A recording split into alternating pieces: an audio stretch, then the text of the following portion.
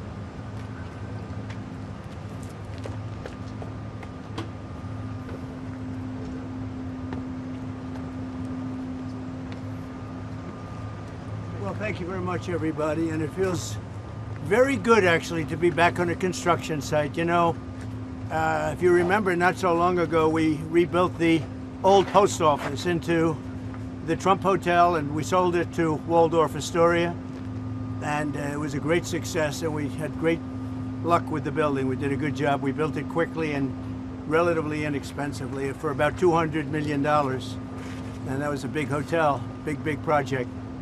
But we looked around, and Tim Scott's here someplace. Tim, come on up. You saw what we saw, and the big thing is to get it done. They have to get it done. They have to get it finished. And very importantly, we have to get interest rates lowered in our country. Our country is the hottest in the world right now, but the one section, people are pretty much unable to buy housing because the interest rates are too high.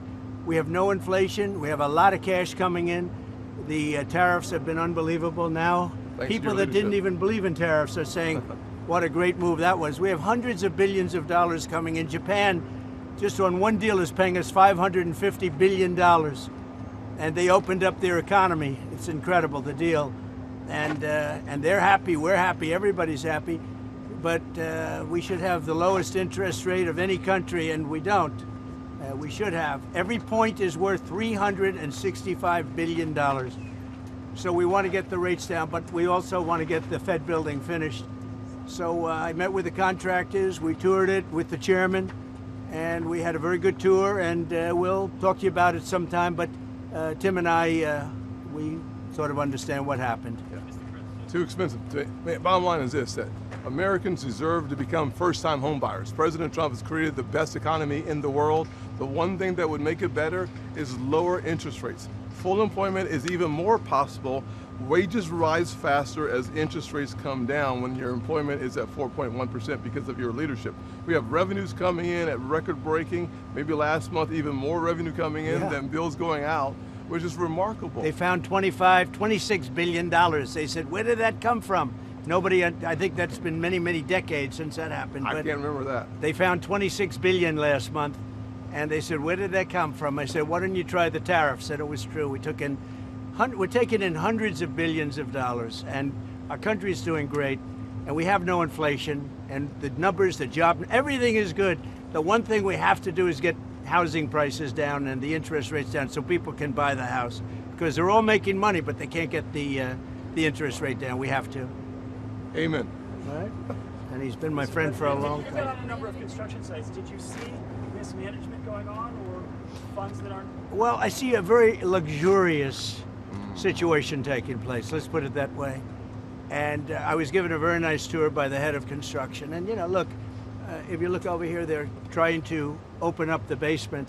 When you open up a basement, first of all, it's the worst space. Always a basement is the worst space in a building.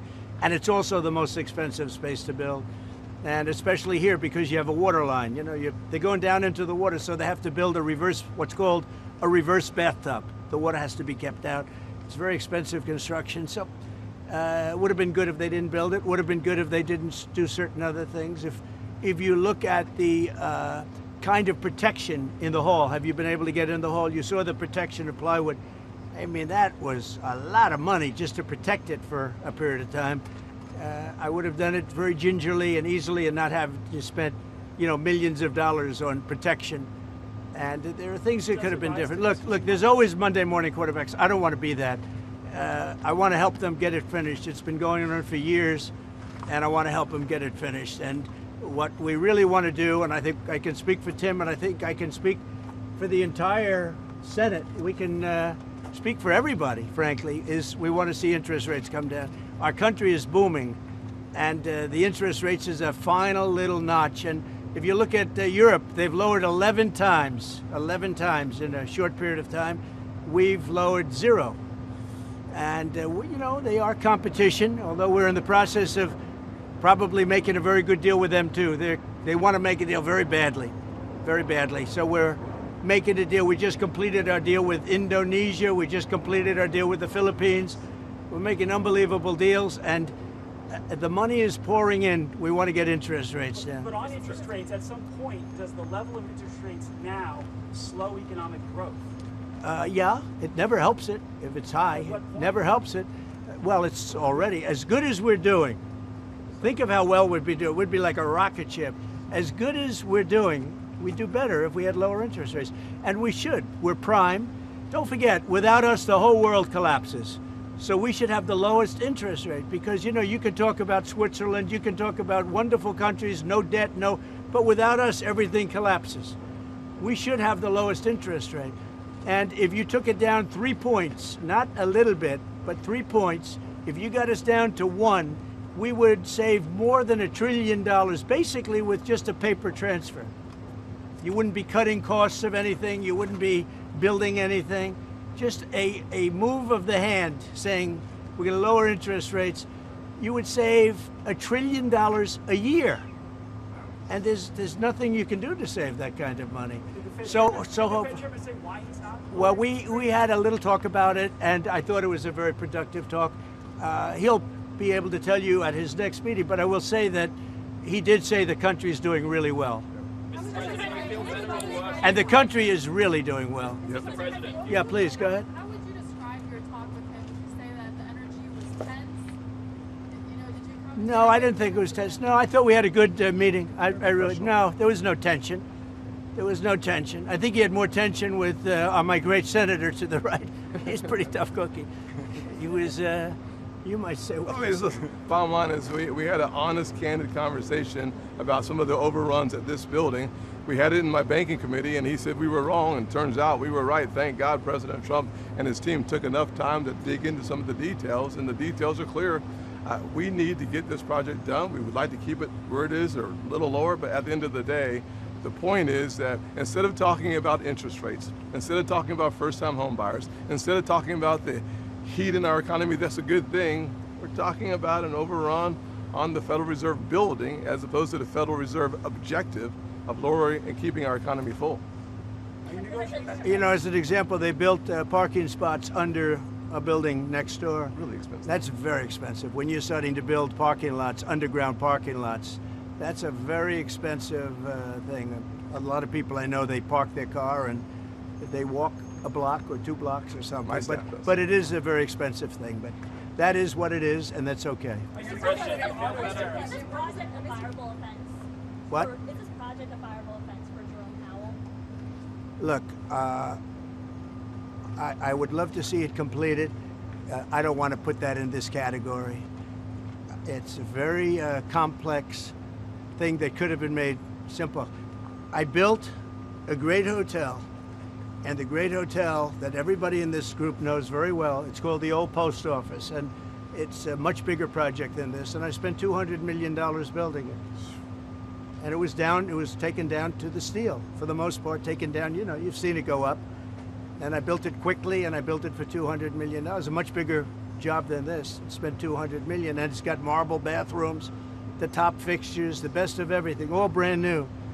So, this is a very expensive job. I don't know, it got out of control. And that happens, it's a shame. Are you negotiating on auto tariffs? Your auto tariffs No, I'm not negotiating on auto tariffs. Does the EU looking at 15% like Japan? Well, it depends. What Japan did is they brought down their tariffs. They gave us $550 billion because they didn't want to pay 20. They were 28%. And they gave us $550 billion up front.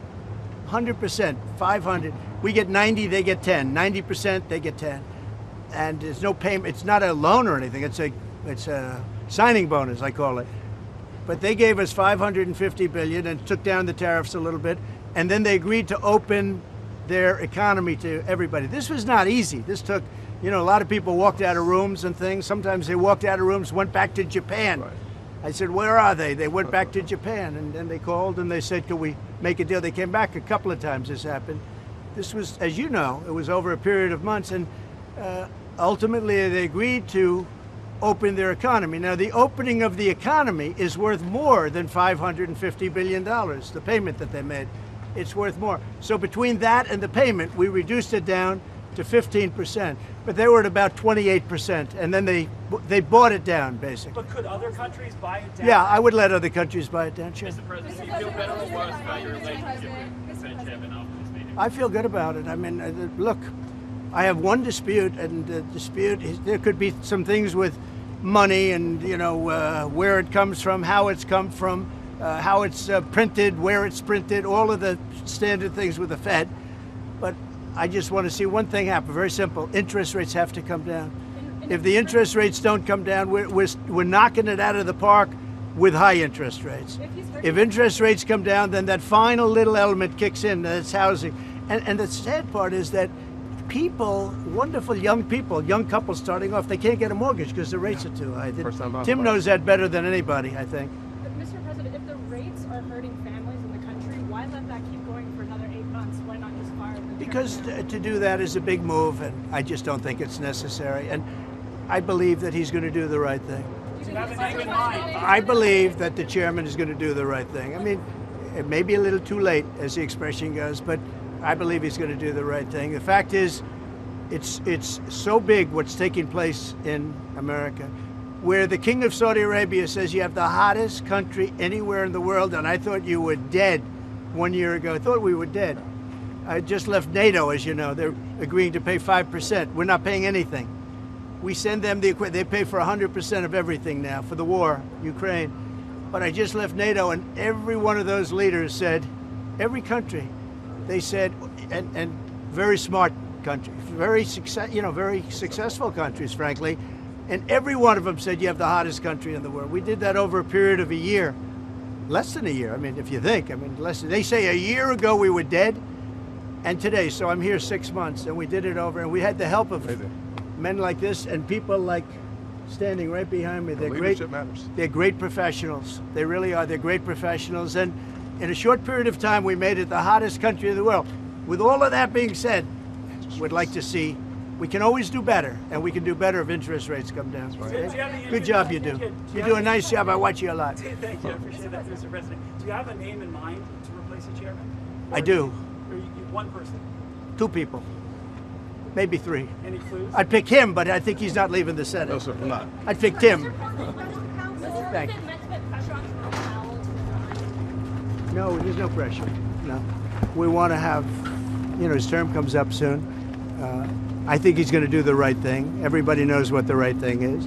Even people that believed in, the higher rates, they're all on board. They all want to see the interest rates come down. It's very important. Mr. President, if he doesn't do the right thing and cut interest rates, as he said, will you then consider... I don't think we're going to do that. I don't think so. Investigate the newly declassified documents like ever. Yeah, that's a terrible thing. I have great respect for Tulsi and the documents they found on President Obama, frankly. It was an Obama thing, but it was the people that worked under him also, working with him. And no, it's a very, very serious thing. Thank you very much. Mr. President, Thank you, Mr. President. Thank you, Mr. President, on Doha, what was the final straw for U.S. negotiators to pull out? Thank you very much, everybody. Right this way. Straight to cars. You're welcome. Straight to cars. Just please watch your step.